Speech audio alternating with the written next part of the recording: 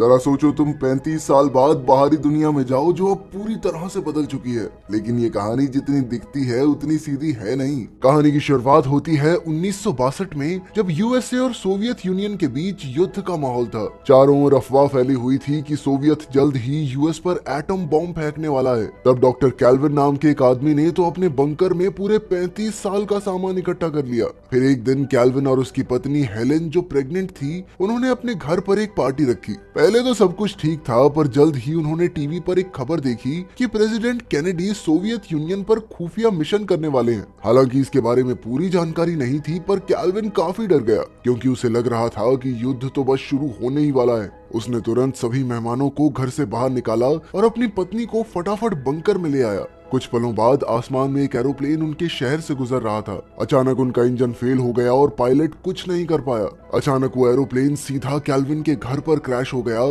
जिसमें कैल्विन का घर पूरी तरह तबाह हो गया। वहीं जमीन के नीचे जब कैल्विन को धमाके की आवाज सुनाई दी तो उसे लगा कि युद्ध शुरू हो चुका है। इसीलिए उसने तुरंत बंकर का दरवाजा लॉक कर दिया। फिर उसने हेलेन को बताया कि अब दरवाजा पूरे 35 साल बाद अपने आप ही खुलेगा। ऐसा इसीलिए क्योंकि एटम बॉम्ब फूटने के बाद जब रेडिएशन फैलती है तो उसे खत्म होने में 35 साल लग जाते हैं। उधर ऑफिसर्स धमाके के बाद कैल्विन के घर की तलाशी लेने आए, पर उन्हें हेलेन और कैल्विन के शरीर का नामो निशान तक नहीं मिला। इसीलिए उन्हें लगा कि शायद वो दोनों हादसे में मारे गए। खैर, जैसे जैसे समय बीता कैल्विन ने बंकर में ही अपनी दुनिया बना ली, पर हेलेन का मन वहां नहीं लगता था। एक दिन हेलेन के पेट में जोरदार दर्द होने लगा और फिर उसने वहीं एक लड़के को जन्म दिया। कब दिन सालों में बदल गए पता ही नहीं चला और उनका बेटा एडम बड़ा होने लगा। कैल्विन ने उसे स्कूल की तरह पढ़ाया, बॉक्सिंग सिखाई, फ्रेंच और लैटिन बोलनी सिखाई, यहाँ तक कि वो उसे स्टॉक मार्केट के बारे में भी पढ़ाता। वहीं दूसरी ओर हेलेन ने उसे घर के काम करना और डांस करना सिखाया।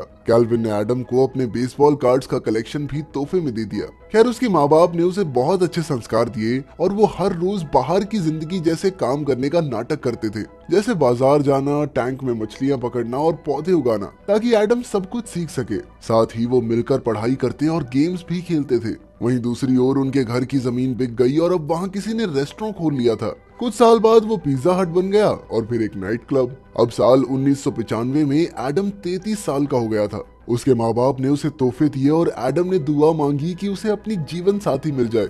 हेलेन ने कहा कि अब तो बाहर निकलने में सिर्फ 2 साल बाकी हैं, पर कैल्विन ने कहा कि उसे इस जगह की बहुत याद आएगी। लेकिन हेलेन को तो ये जगह किसी जेल से कम नहीं लगती थी, इसीलिए उसने दूसरे कमरे में चिल्लाकर अपनी भड़ास निकाली। आखिरकार 2 साल बाद बंकर का दरवाजा अपने आप खुला और सब बाहर जाने के लिए काफी उत्साहित थे, पर कैल्विन ने कहा कि वो पहले बाहर निकलकर वहाँ का माहौल देखेगा। उसने अपना रेडिएशन सूट पहना और एलिवेटर के जरिए ऊपर आया तो वहाँ एक अंधेरा खंडर था जहाँ कई पियक्कड़ भिखारी रहते थे। जब मेलकर नाम के भिखारी ने जमीन से निकलते हुए कैल्विन को देखा तो वो डर के मारे वहीं बेहोश हो गया। खैर, कैल्विन आगे बढ़ा तो वो बाहर का माहौल देखकर हैरान था। लोग खिलौनों की तरह बंदूकें लेकर घूम रहे थे और दुकानों पर अडल्ट फिल्म्स बिक रही थी। उसे तो यहाँ किसी की भाषा भी समझ नहीं आ रही थी। कैल्विन तुरंत बंकर में वापस लौटा और उसने कहा कि बाहर की हवा तो ठीक है, पर लोग पागल हो चुके हैं। कैल्विन ने कहा कि उन्हें कुछ साल और यहीं रहना चाहिए, पर यह सुनकर हेलेन का पारा हाई हो गया। उसने चिल्लाकर कहा कि एडम के लिए बाहर की दुनिया देखना बहुत जरूरी है,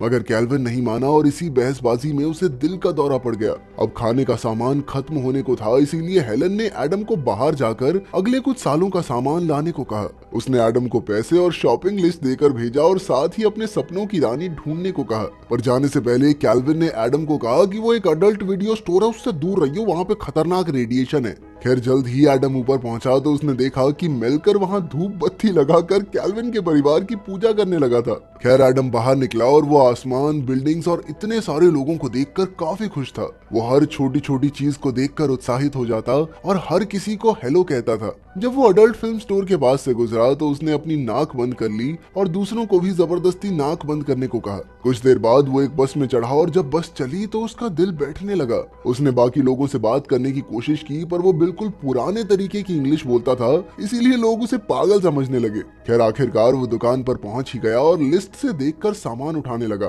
तब दुकानदार ने उसे कहा कि अगर उसे काफी सारा सामान ले जाना है तो उसके घर तक पहुंचा दिया जाएगा। पर तब एडम को एहसास हुआ कि उसे तो बंकर में वापस जाने का रास्ता ही नहीं पता। वो डर के मारे वहां से भागा और दिन भर बसों में धक्के खाता रहा ताकि वो किसी तरह बंकर तक पहुंच सके, पर कोई फायदा नहीं हुआ। अब उसके पैसे भी खत्म होने वाले थे, इसीलिए वो एक दुकान में अपने पिता के बेसबॉल कार्ड्स को बेचने चला गया। दुकानदार ने देखा कि ये काफी कीमती कार्ड्स थे, पर उसने पूरे बैग के लिए एडम को सिर्फ $500 देने की बात की। मगर तभी वहां काम करने वाली लड़की ईव बीच में आ गई और उसने एडम को बताया कि उसके एक कार्ड की कीमत $4,000 से $6,000 है। ईव ने अपने बॉस की बेईमानी का पर्दाफाश किया और उसी वक्त नौकरी छोड़कर चली गई। ये देखकर एडम उस लड़की को पसंद करने लगा। उसने दुकान से बाहर आकर ईव से होटल का पता पूछा। पहले तो ईव उसे इनकार करके आगे बढ़ गई, पर जब एडम ने उसे बदले में 2 बेसबॉल कार्ड्स देने की बात की तो वो रुक गई। रास्ते में एडम ने पुराने गाने सुने जिससे ईव को थोड़ा अजीब लगा। खैर वो एडम को होटल में छोड़कर आ गई। जब एडम ने कमरे की खिड़की से बाहर देखा तो इतना बड़ा शहर देखकर वो हक्का बक्का रह गया। फिर उसने रात भर टीवी देखा और सुबह सूरज उगने का नजारा भी। सुबह ईव एडम के पास वापस आई और उसने बेसबॉल कार्ड्स लौटा दिए क्योंकि वो इतने सारे पैसे नहीं लेना चाहती थी। तभी एडम ने उसे अपनी असिस्टेंट बनने का ऑफर दिया ताकि वो पैसों के बदले एडम की शॉपिंग में मदद कर सके। ईव राजी हो गई और फिर उन दोनों ने 2 साल के लिए सामान खरीदा। बाद में एडम ने उसे बताया कि वो अपने सपनों की रानी ढूंढ रहा है। शॉपिंग के बाद ईव एडम को अपने घर ले आई, जहां उसकी मुलाकात ईव के दोस्त ट्रॉय से हुई।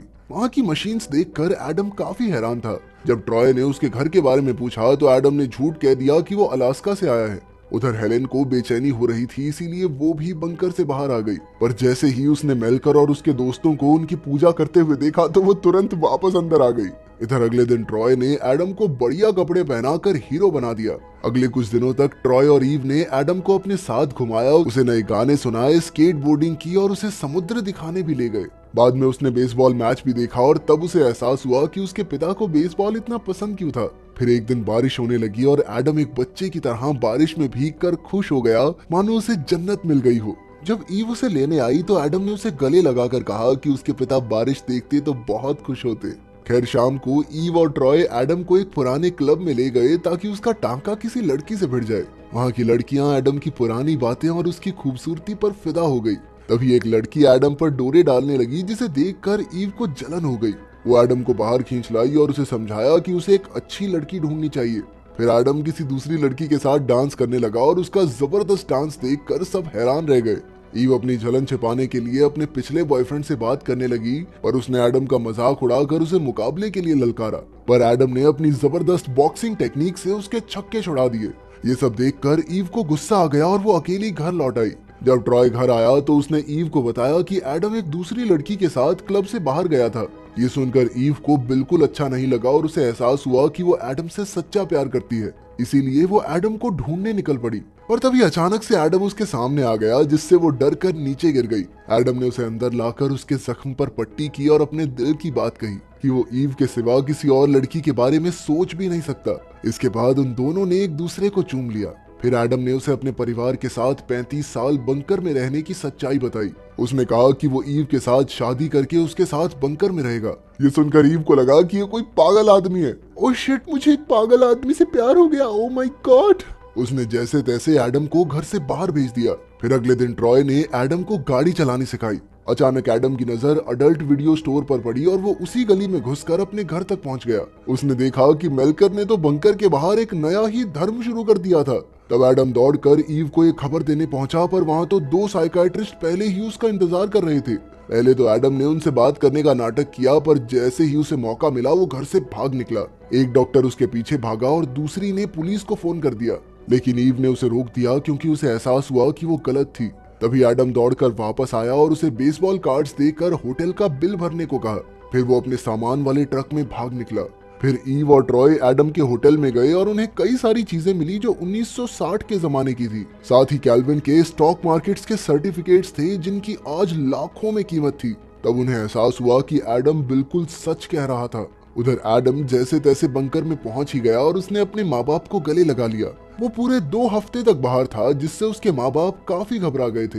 एडम ने बताया कि बाहर की दुनिया बहुत अच्छी है और फिर मेलकर और उसके साथियों ने ट्रक का सारा सामान उनके बंकर में भर दिया।